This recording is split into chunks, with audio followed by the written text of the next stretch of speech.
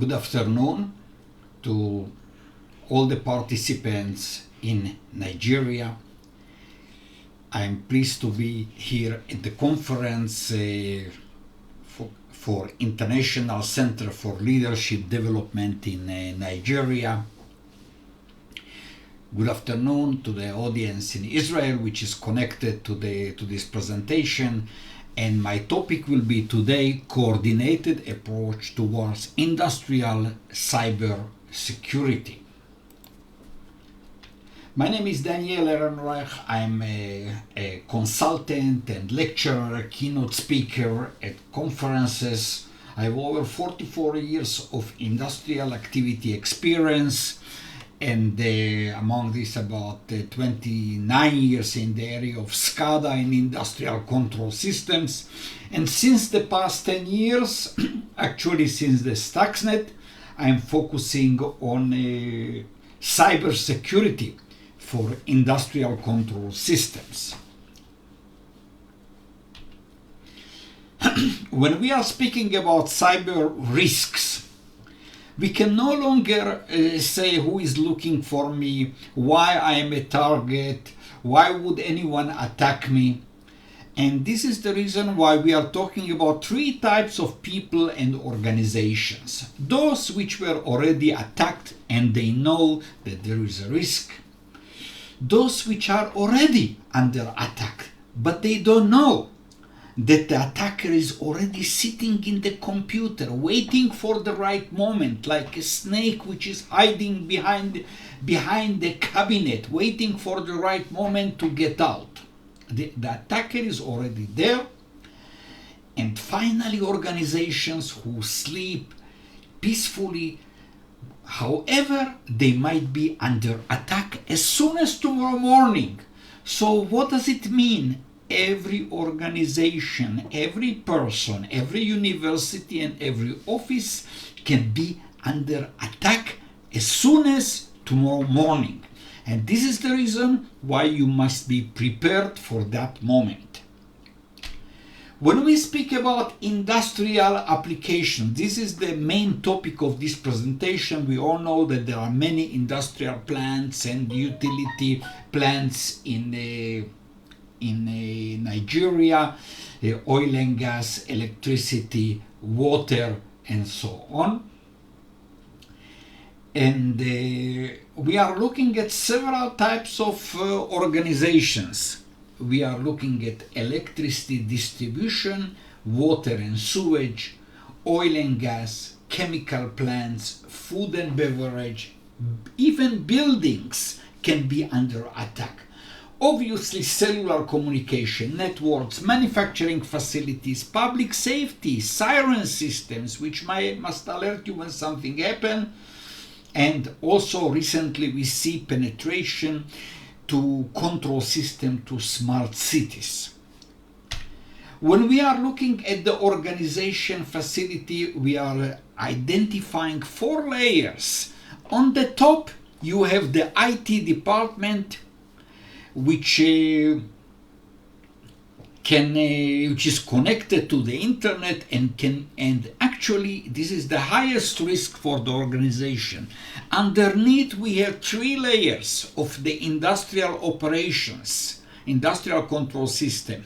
In the field level we have the sensors, the actuators, the remote terminal units, the programmable logic controllers. Above that we have the control system, the automation servers. And finally the control room, where we have the human-machine interface, the computers where the operators are sitting, they are monitoring how the operation is working. When we are looking, I would like to go very briefly through the principles of industrial control systems, because I assume that not everybody is strongly aware of that. So on the left side we see a legacy type operation which have wireless network, serial communication and even optical communication. On the right side you see a more modern system which have Ethernet communication, and these systems, as we will later see, can be under cyber attack much easier. So this is a very brief introduction. Obviously, when you're looking at power utility or an oil and gas facility, the situation is significantly different and the systems are much larger.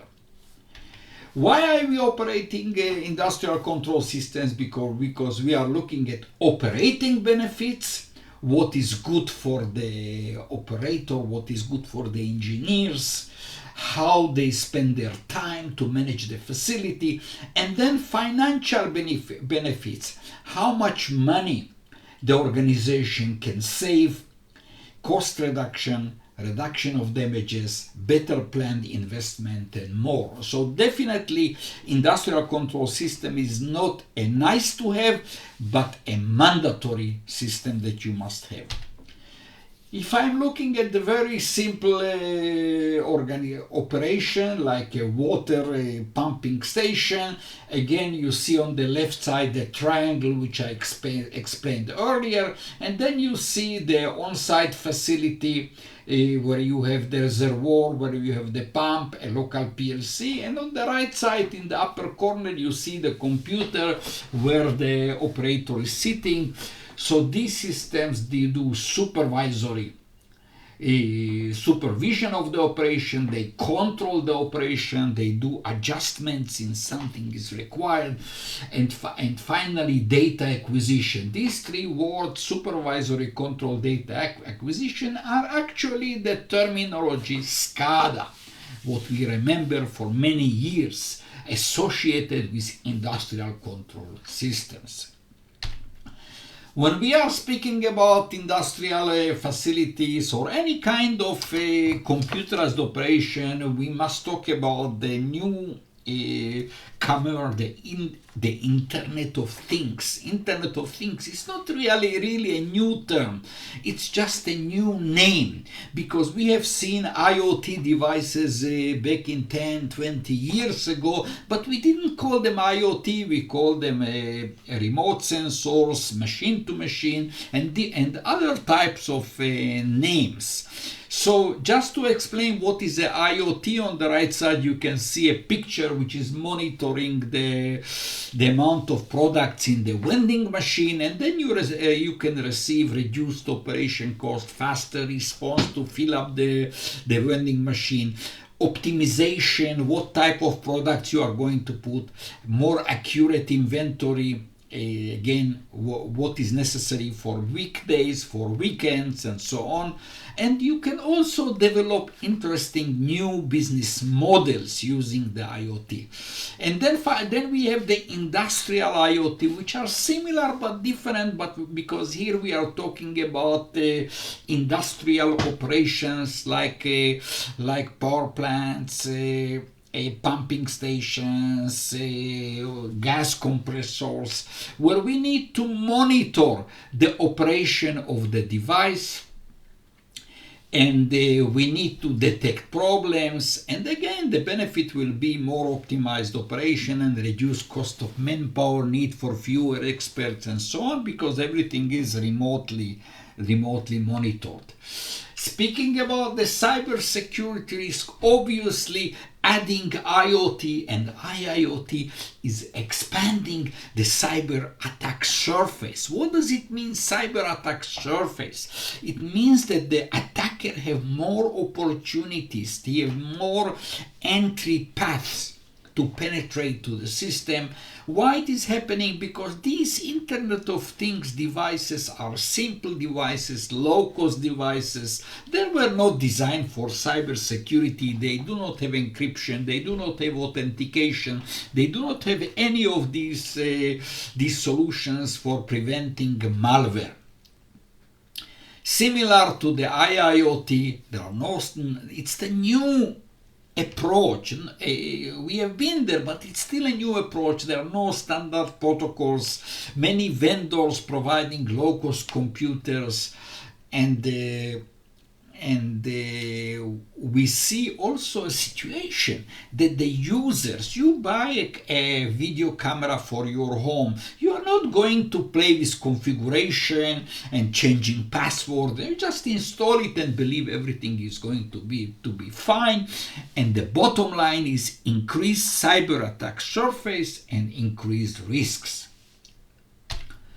Just speaking a little bit about the trends, I already mentioned that these systems are migrating from serial communication to Ethernet communication. They have outdated hardware, outdated software. There is no proper documentation, and practically we see also use of commercial off-the-shelf products. In the past, we used to develop specific products for specific plants. Now we are buying off-the-shelf computers, which obviously are much easier for an attacker because he knows exactly how a Windows-based computer is working. He don't need to learn a specific computer built by Shell for specifically monitoring the oil plant, okay, or any other facility. So everything is standard and much easier. When we speak about risks, and in the bottom, in the orange color, you can see extended cyber attack surface lead to increased risk to ICS operations. Why we have that? Is because these systems were in the past not designed with cybersecurity in mind. I already mentioned increased use of commercial off-the-shelf products, increased interconnections among systems. And on the top, you can see the people factor. We will talk about it again a little bit later. The people who were not trained, the people who didn't learn, the people who act negligently. These are problems which increase the possibility of cyber attack, increase the cyber attack surface, and so on. So, let's go a step further and let's decide who is our enemy, who can attack us. According to the standard 62443, which I'm going to mention later, we need to worry about 4 types of attackers. So the lowest level is that we need to prevent unauthorized disclosure via casual exposure. Somebody makes a mistake, somebody leaves the computer on and going home. It's the casual. Nobody really planned to attack it, but I just passed by, I saw there is opportunity, a working computer, why don't I cause some damage? The higher level are attackers who are using simple means with low resources. They are not really professional. However, they have an intention. They want to try to cause a damage or outage, but they are not professional. If you go a step further to the higher risk, attackers using sophisticated means, however, they have moderate resources. They are capable, but they didn't invest money to buy the more sophisticated tools. So there is a high risk, but the SL4, security level 4, is the highest level. Here are attackers at the level of hostile countries, countries which really want to initiate the cyber attack.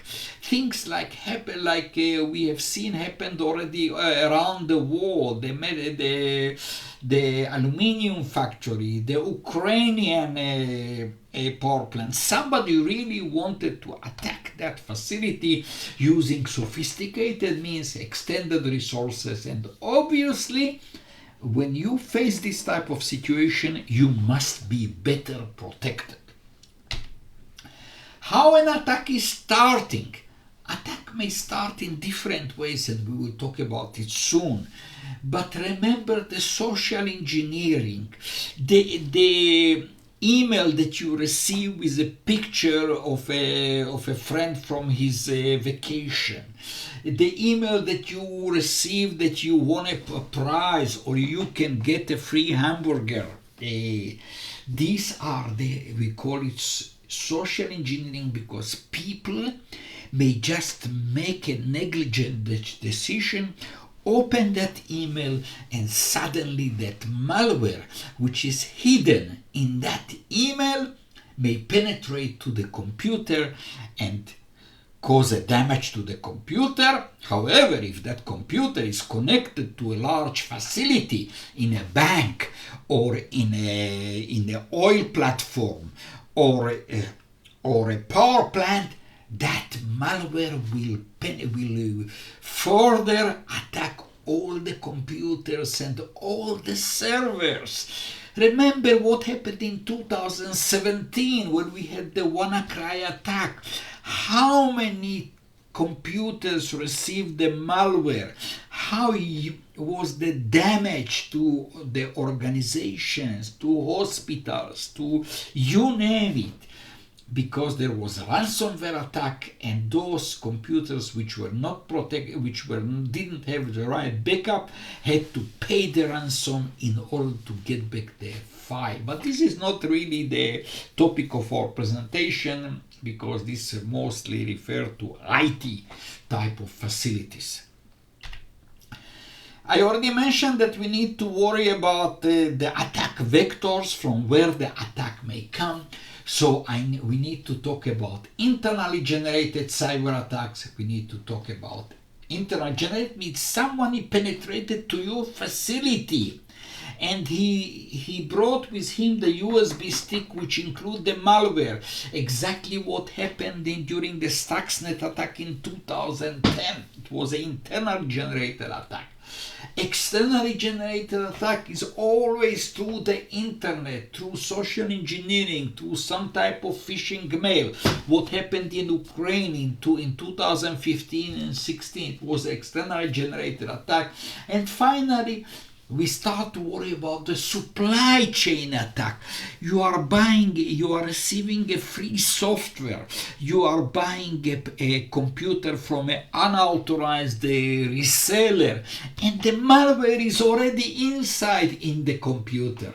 So 3 types of risks that you must worry about it, because something truly may happen.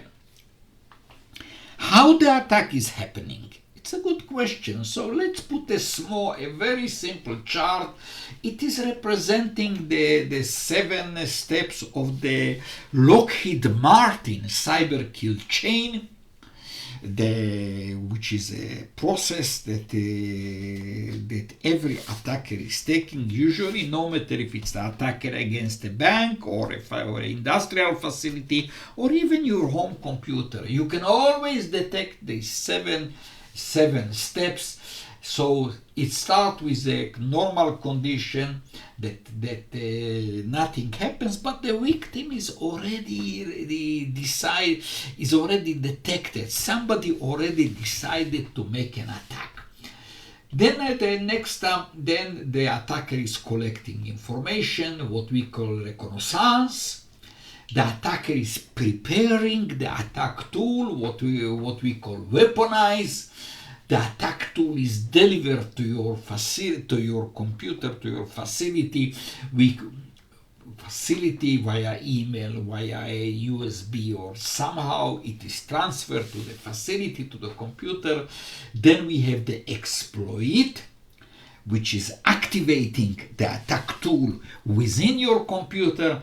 Then we have a command and control. The attacker is already managing your computer. The mouse is suddenly moving on the screen and you don't understand why. It's already the almost the final moment before the attack. The attacker is already working in your computer. Finally, execution of the attack, and then unfortunately a huge damage may happen. So need to remember, and when you think about how your organization is protected, always start to think about the Lockheed Martin cyber kill chain, although there are other additional more modern tools like the processes like the Mitre ATTCK and others, but this takes a longer training and a presentation to explain these tools. Let's look at a very similar picture to what I already defined. On the left side you see the industrial operation, and you see in the red box the targeted PLC. That's the PLC which can activate the pump, which can activate the centrifuge in the nuclear plant. That's the PLC which can change the rotation of your power generator. That's the PLC which the attacker wants to attack. In the center you see the IT operation. On the right side you see the attacker which is connecting through the internet. He's compromising the firewall between the internet and the IT operation, and he may sit in your system between 150 to 200 days according to publications. Then he will compromise the firewall or any kind of defense between the IT and the ICS, and finally he will reach the PLC and the attack will start. Let's talk a few minutes about why handling of cyber defense for industrial control systems is difficult. It's difficult for a couple of reasons, and we all know these reasons, but somehow we are not taking care of it. We are not repairing, we are not modernizing our systems. The software and the hardware are updated. You cannot interfere with the ICS process. You cannot play with that while it's operating. And another topic which I already mentioned, that people do not have the right expertise, they do not have the right background in industrial control system and cyber security. So there is an urgent need to educate those people. They must receive training 1 day, 2 days, week, 2 weeks, as much as people can afford. Training is mandatory. Also not remember that these systems are working, a water facility, an oil and gas facility. You are not just shutting them down, they are working all around the clock, every day, every hour. So what can we do? You need to have the right expertise in order to perform external complementing and compensating measures. It's like putting a guard in the front of the door. Yes, the door lock is broken, but if there is a guard,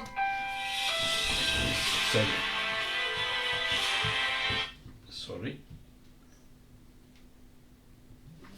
Yes, there is a guard, and he's protecting the facility from being attacked, so no one can penetrate there. So let's talk a little bit more technical details, but I promise you I will not go deeply to technical details. We speak about man-in-the-middle attack. Man-in-the-middle attack is where people are listening to your communication, collecting data. Then we can speak about the denial of service, or distributed denial of service, the DDoS, when somebody is transmitting huge amount of data to your servers in order to block the operation of your facility, meaning your customers, your suppliers, they cannot connect to the system. Somebody may steal business data. Why people are stealing data? People are stealing data for financial purposes, but they may also steal data for preparing a much bigger attack against your organization. And obviously the goal is always damage the equipment. And remember the Stuxnet 2010. The goal was damaging the nuclear facility in order to prevent its operation. So what can be done? Complementing and compensating cyber defense measures, with which I already mentioned. This is very, very important. So let's talk a little bit more technical details about the various types of attacks, how they happen, why they happen. First, I would like to talk about APT attack, Advanced Persistent Threat. 3 words, Advanced Persistent Threat. The meaning is that these attacks belong to the SL4, the highest level of security risks. When the attacker have motivation, when the attacker have resources, when he really can perform the attack. And the bad news, I can tell you that if any organization became a target for APT attack, the attacker will be successful. This is what you need to remember. APT attacks are always successful. I shouldn't say always, because there are miracles when something may happen and the attack is not successful, like what happened in Saudi Arabia with the safety instrument system. It was an APT attack, but it was not successful because of a last moment detection of this attack. So remember APT. Furthermore, I would like to talk about the term 0 day. People know a little bit about the 0 day. They know 0 day means that I don't have a defense against it, like I don't have an updated antivirus. But let's go dive a little bit deeper into this topic. And 0, actually we are talking about 3 different terms which are connected. We talk about the 0 day vulnerability. It is a weakness or a vulnerability in your computer, in your organization, which was not yet detected and no one knows about it. Okay? And however, what will happen?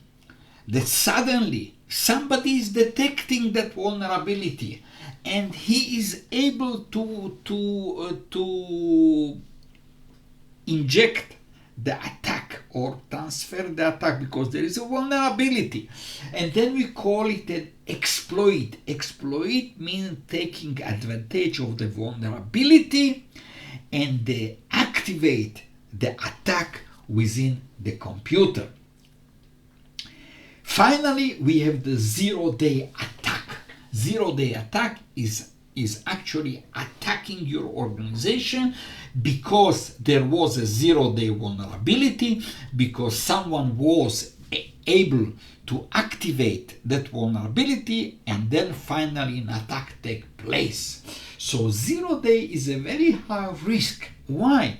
Because at the moment there is a disclosure. For example, you receive an annunciation from Microsoft that there is a vulnerability in the Windows-based operating system and you must update your computer. So I want to say it very clearly that from the moment when the announcement is published until the moment that you perform that update, this is the high-risk situation. Why? Everyone can attack the computer, you exploiting that specific vulnerability. So very important to follow the instructions about Windows update, computer update, BIOS update, Java software update. As soon as you receive these messages that there is an update, you must instantly do that in order to prevent the attack on the computer. I want to say something very important. which is slightly contradicting to what I said. You do this update on IT computers, but you don't do it on ICS, industrial computers. Why? Because every change in the software may generate a safety problem. This is the reason why we always say that before you perform an update or industrial control system, you must perform inspection and make sure that that update is not causing safety risks. Very, very important topic, but again, I leave it for the longer presentation when I will explain in details why it is important, how it can be done, and so on. We all know that there are risks, but how to estimate the risk? How big is the risk? It's not a simple question. We need to look at two factors. We need to look at the impact. What can happen? My credit cards may be stolen, my computer may be encrypted, or there is an explosion in my facility. What is the impact? What can happen? And then the probability, the likelihood that something may happen. If I have a home computer, probably the probability is very low. However, if you speak about the industrial facility, the probability might be much bigger. Why? Because someone is interested to attack that computer and cause outage and cause damage. So if you multiply these two factors, you see that you are migrating from the green color, which is quite okay, to the red color when the high risk may happen. So always when you worried about your organization, when you worried about your facility, always ask these two questions. What are the impacts? And the impacts may be different, because if you speak about a large refinery plants where you have quite many industrial control systems, then obviously the impacts is not the same. For example, if you have a control system which is monitoring the level of the fuel in your storage tank, well, if that computer is not working fine, you may receive incorrect reading, and the problem can happen. However, if there is a computer which is monitoring the boiler, the steam boiler, or monitoring the operation of a refinery or a chemical plant, the explosion can happen, then the impact can be bigger. So we need to, when you speak about the impact and the probability, always look at your facility, and you look at differently at each and every facility, and let's see what may happen. So this is again a short explanation just to make sure that you understand that topic. I no longer want to scare you about cyber risk, so let's talk a little bit about how we are defending ourselves, because I always say that we must defend ourselves. So remember this triangle, we call it the PPT triad. The PPT triad is actually the umbrella for all types of cyber defense solutions. First of all, on the top, let's start from the top. People must be trained and aware of cyber risks. This is the most important defense that your organization must consider, and every person, engineer, an operator, a manager, every person must be trained and learn about the risk and the defense solutions. On the left side, you have the policies and procedures. So it's very important that the organization must have the policies and procedures to make sure that every person knows how to act, how to do things right, how to protect their facility. On the right side, we are speaking about the technology. Not be surprised that that the technology is the last topic I'm talking about. Why? Because deployment of new technology is always expensive. It requires shutting down the plant. It requires bringing expert to facilities. It's a complicated process.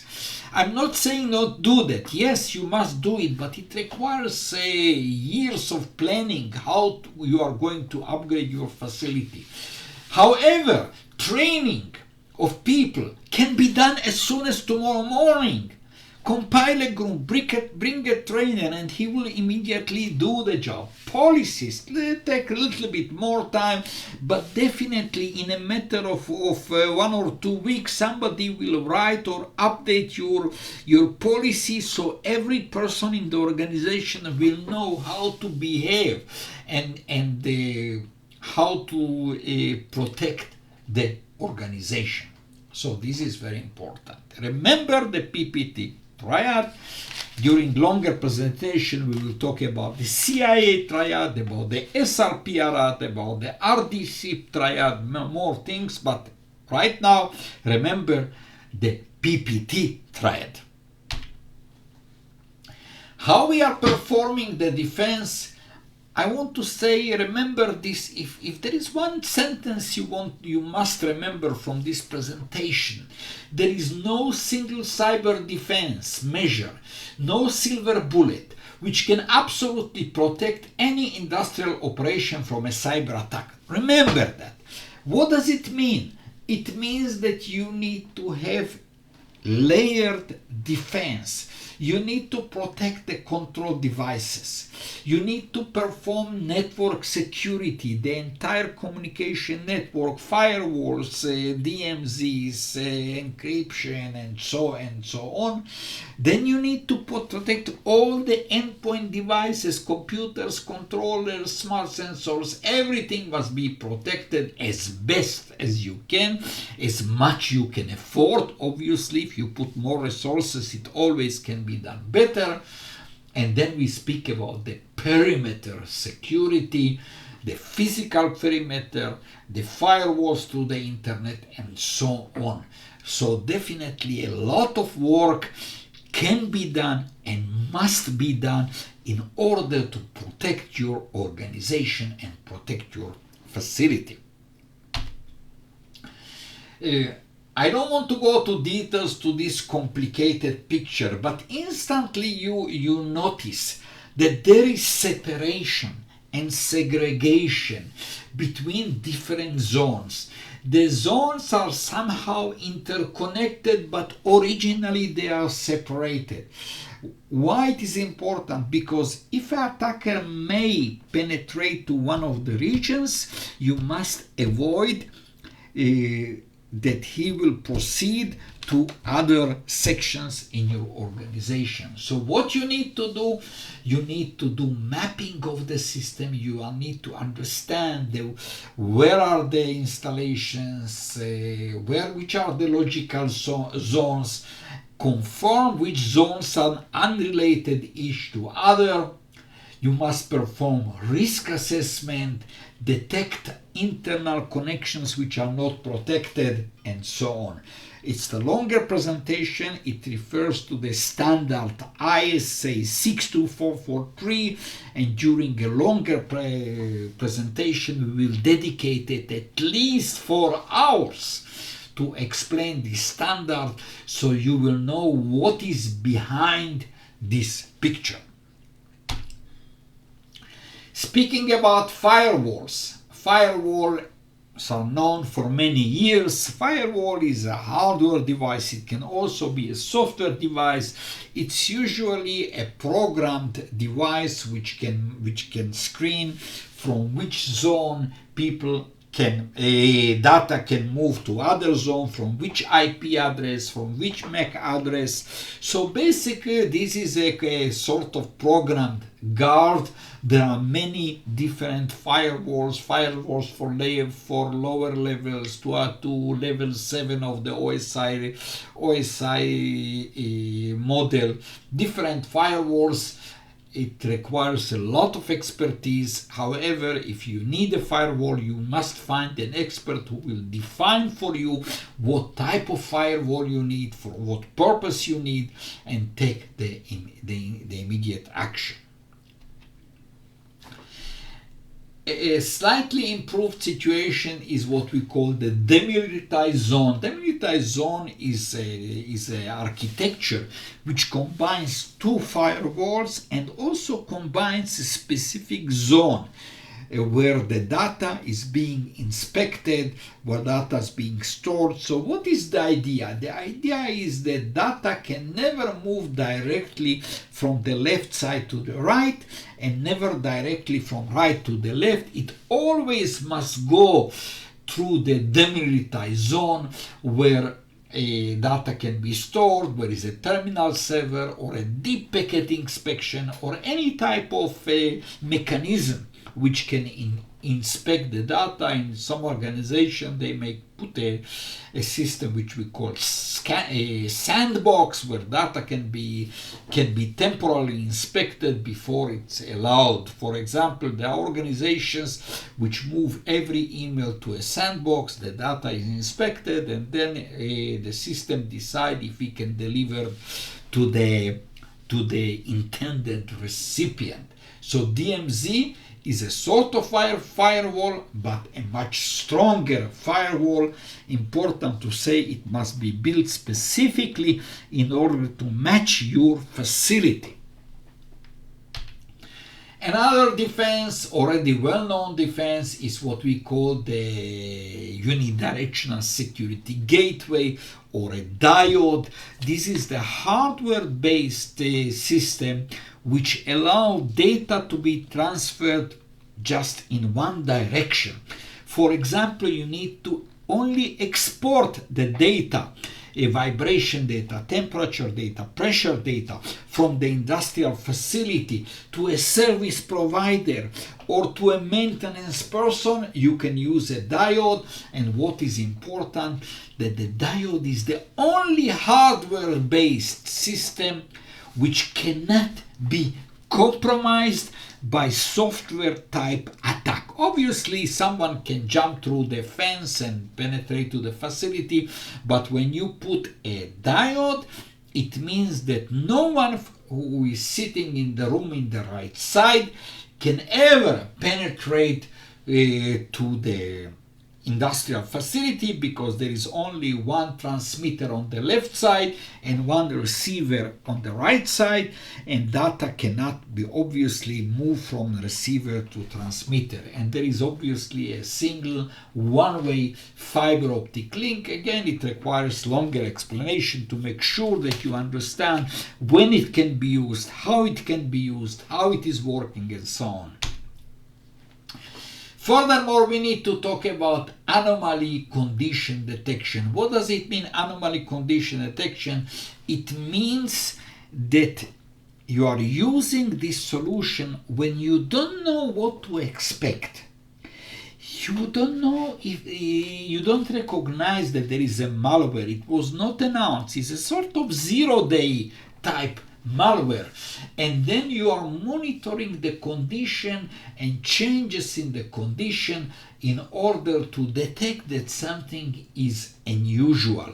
So having an anomaly behavior detection is very important, because this will allow you to detect risks and conditions which you don't know how to define. You see a strange person is rotating your house. You have no idea what he is doing, why he is there, but you suspect that if for 1 week he is rotating your house, that person may have an idea, perhaps to break into your house. And as soon as you detect it, you can take an action without knowing what is the intention of that person. So this is anomaly behavior detection. Next topic I would like to talk is the remote access. It was always important. However, it's even more important now during the COVID-19 period, when people from other cities, people from other countries cannot instantly travel and go to the site, and they must do remote type of service. So what does it mean? You need to have a specific deployment, a specific process in order to allow cyber secure remote access. Why? Because you never know who is connecting. If the person who say that he is the maintenance person for Siemens, ABB, Shell, or anybody else, you have no way to identify that this is really true, and you need a secure connection to detect the person, to authenticate the computer, authenticate the person, and so on, to make sure that risks does not happen. So very important to pay attention to what we call as SRA, Secure Remote Access, specifically during the COVID-19 person. And you need to ask yourself, what is our solution in our facility in order to perform remote secure access? Another solution which I just briefly want to mention, because we really do not have a lot of time, I want to leave a long time for questions and answers for all the people who are connecting to this presentation. We need to talk about security, information and event management. This is a computer. This is a facility which was programmed and configured specifically for detecting situation, anomaly situation, attack situation in your facility by collecting data, collecting alerts, collecting logs from different devices and analyzing them. So you cannot expect a person sitting in the security operations center, the SOC room, that he will understand what all these logs are and the alerts are, and he will understand what type of action is needed. No, it's not possible. There must be a security information event management, a SIM facility, which is the computer, which is specifically programmed to collect the data, analyze the data, and perform the action. Speaking a little bit about the standard, there is a broad range of standards depending on to which standard your organization is obliged. Okay, very important. So we speak about the NIST 800, we speak about the NERC for power plants in the United States, in North America. But remember that the most important standard for industrial control systems is the ISA ICE 62443, and during my training I'm going to dedicate 4 hours to explain that standard, so you can use what you learn from this standard in order to enhance the cybersecurity posture of your organization. Obviously, this sentence is talking for itself. Be ready for action when the cyber attack occurs. You need to know the critical zones. You need to know where damage can occur. You need to be prepared for how to perform control shutdown, how to perform safe disconnection from the communication network. You need to know how to act, to whom to report, who is the expert who must be called on site. Many things you need to learn, you need to be prepared. And I want to say, remember this sentence. If you do not assume that you or your organization are targeted and not start searching the attack code, looking for the attacker, you will never find it, meaning that you will never properly protect it. And frankly saying, people who are working in big organizations, oil and gas, water, electricity, they cannot afford. They cannot say we are not prepared. They cannot say we are not protected. Why? Because they must be protected. They must study. They must learn what to do and how to do. So what can be done? Most important is to perform periodic security and vulnerability assessment. Once a year, you go through the facility, you inspect all the installations, you coordinated with the stakeholders, with the managers, how long it will take. You need to identify the vulnerabilities. You need to understand what are the sources of the vulnerabilities. And finally, you need to mitigate the vulnerability. How to mitigate the vulnerability? You must have at least 3 options. You cannot say, let's shut down and build the whole plant from scratch. You cannot do that. You always need to consider the risk, the cost, the consequence for each factor. So cyber security vulnerability assessment must be done by an expert at least once a year. Before we end this presentation, I really would like to remind you, I hope not to be scared, but remind you what is the true cost of cyber breach, a cyber attack. You have administration and legal costs. You will need to collect the research, what happened, why happened, who was in charge. You need to deal with regulations, liability assessment, defend yourself. You need to deal with the damages.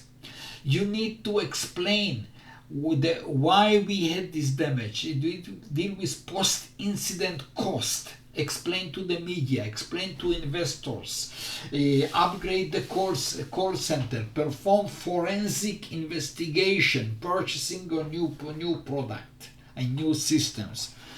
Finally, remember that when your facility is not working, your facility is losing revenue, you are not selling electricity, you are not providing water, you are not producing gas, you have lost revenue, so major damages. And finally, don't forget what might happen to the position of your managers, the CIO, the CISO, the CEO.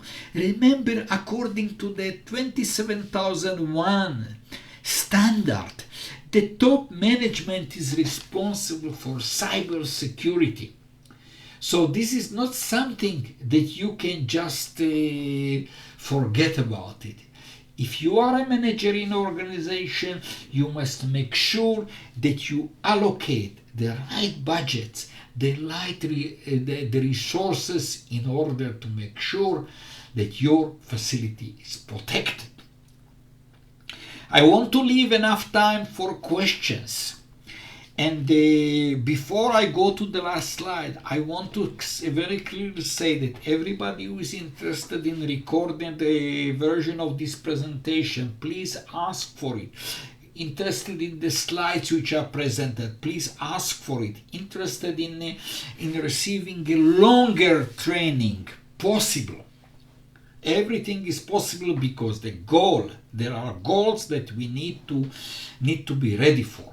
So what are the goals? Put security goals into your specifications. Deal only with vendors who take cybersecurity seriously. And when I say cybersecurity, I talk about safety, specifically for oil and gas, electricity and water. Do not compromise on the requirements. If there are requirements, you must say to all your vendors that there are requirements and you are not accepting anything less.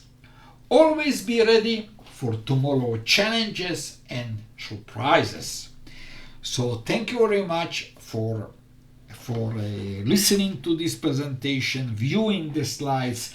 You have my phone number, you have my email, you can contact the organizers of this conference. Most important is that you will be prepared for a cyber attack which might happen in every moment. So thank you very much, and I am waiting for your questions.